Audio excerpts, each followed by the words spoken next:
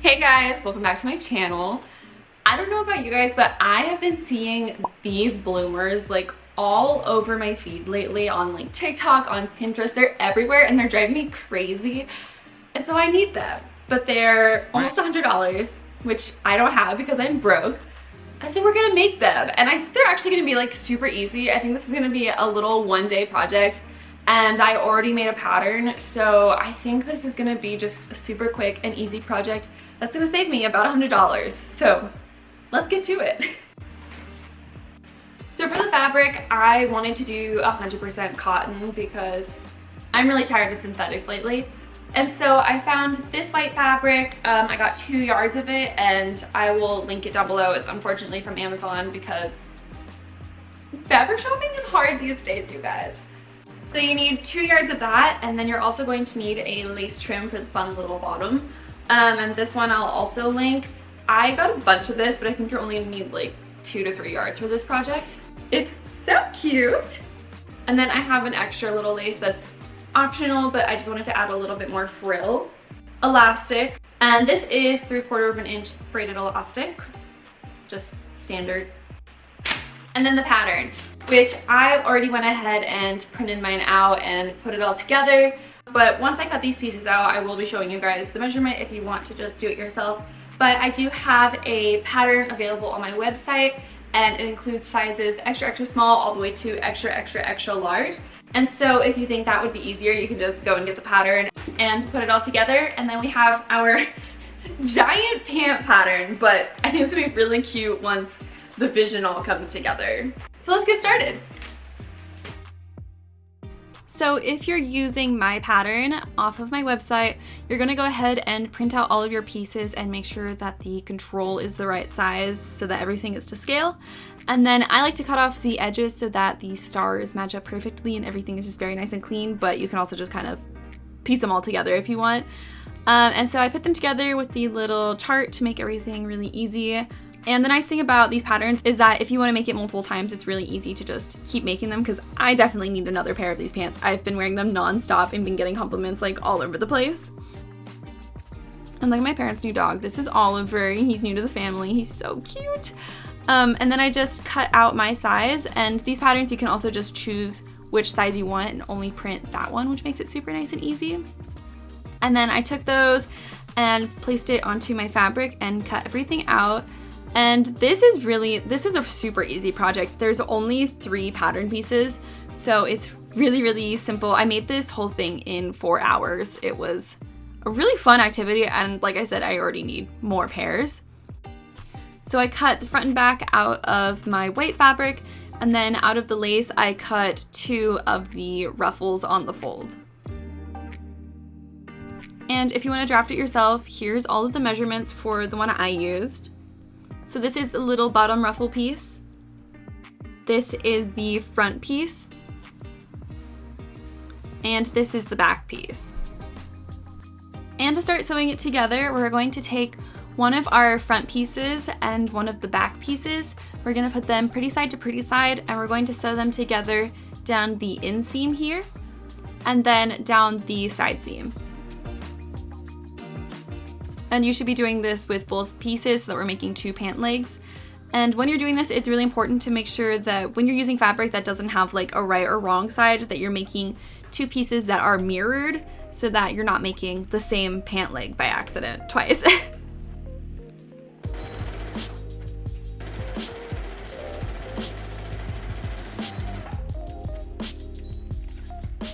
And as always, I'm also going to do a zigzag stitch down the edges to help the raw edges not fray. And this is just an alternative if you don't have a serger.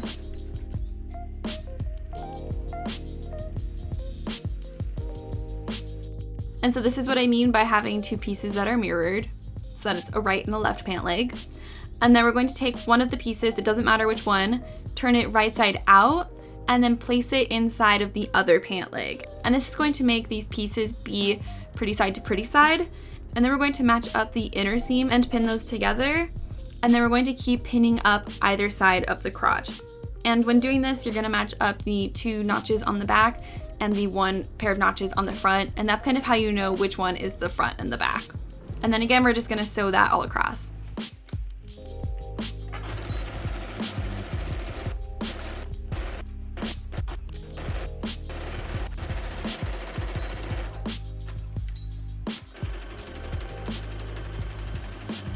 And then this is the fun part, because when you turn these right side out now, it actually looks like pants, which is always like the really fun magic part. Wow.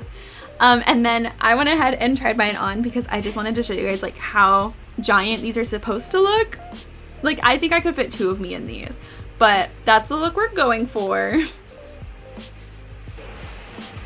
So these look crazy right now, but we're gonna add elastic soon and it's gonna cinch everything up. But before we add the elastic, I wanted to add a drawstring on the front. I measured 1/2 inch from the top edge, 1 inch for the waistband, and then another inch for where the waistband is actually gonna be on the front side. And then from there, I marked 3/4 of an inch away from the seam on either side, and that's where the buttonhole is gonna go. And then you're gonna take your buttonhole foot, which, don't be intimidated. Buttonholes are not as hard as people always think they're going to be. I was unnecessarily scared of them for a really long time. But this is what your buttonhole foot should look like. And then you're going to take a really tiny button and you're going to slide open this back part and put the button in there. And that basically lets your machine know how big you need to make the buttonhole. And then you're gonna take off your regular foot and put the buttonhole foot on. And the most important part that I almost always forget to do is to pull this little lever down in between these 2 little plastic parts. Because when your machine hits that, that's how it knows to go to the next part of the buttonhole. Then you just put it on a button stitch and you just let your machine go.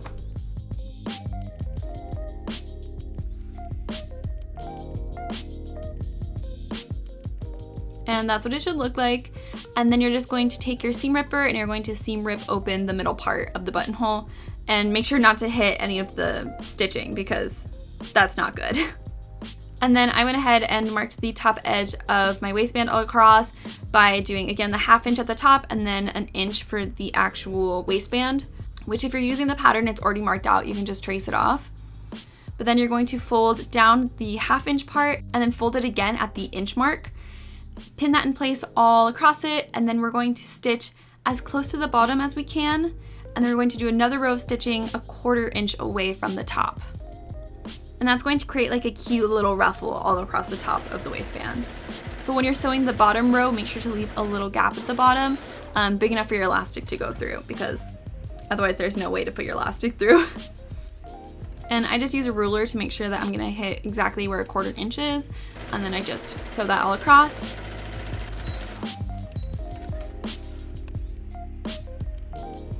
And then we're going to take our 3/4 inch elastic, put it around your waist to where it fits comfortably, and then you want to either take off 2 to 4 inches. Sometimes when I stitch across it after, it stretches it out, so I just like to take off a little bit more than usual.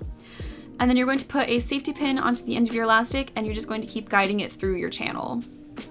And the key to this part is to make sure that you're not twisting your elastic, and you're also going to want to pin the other end to the outside of the casing to make sure that you don't accidentally like pull the other end through and then have to rethread the whole thing.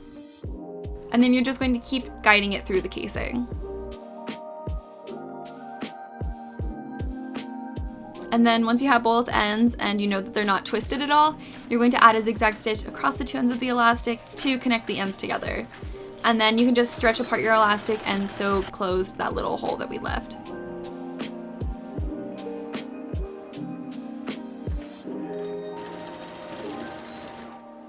And now to make your elastic not roll in your waistband, which always drives me crazy, you're gonna wanna stretch your waistband out a few times to kind of evenly space out all of the ruffles, and then add vertical pins all around it to kind of keep those in place. And then you're gonna do 2 rows of stitching about 1/4 inch away from the elastic on both ends. And you're going to stretch your fabric while you do this, and then use a straight stitch all across it until you get to the other end. And like I said, you're gonna do that on 2 sides. And this not only helps your elastic not roll, but we're also making another little casing for our drawstring.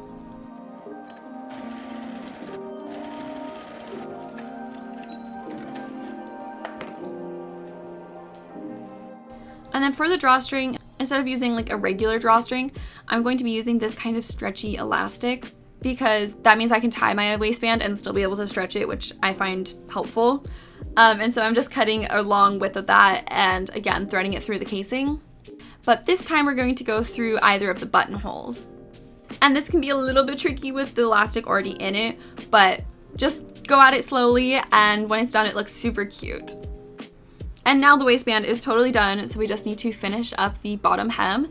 And so I'm taking both of my lace panels and sewing them together down the side.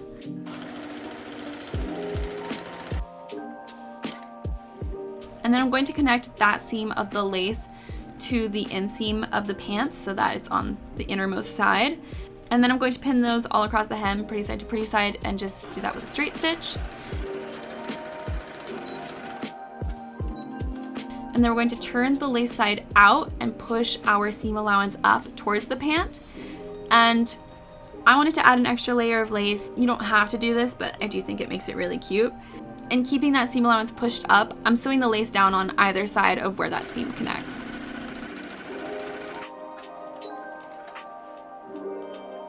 And then I'm taking more of my stretchy elastic, and with a zigzag stitch this time, you're going to stretch your elastic while you sew it down, and this is going to create a ruffle effect. So you're going to do that all across the hem of the pant, again where the lace and the pant meet. So it's actually going across that extra lace that I added. And when you're done sewing this, it's going to look a little bit crazy. You really need to iron it to get it to lay nice and flat, and then it looks so cute. And if your lace already has a finished edge, you don't have to add a hem, and that's the finished pant. And now it's finally time to try them on.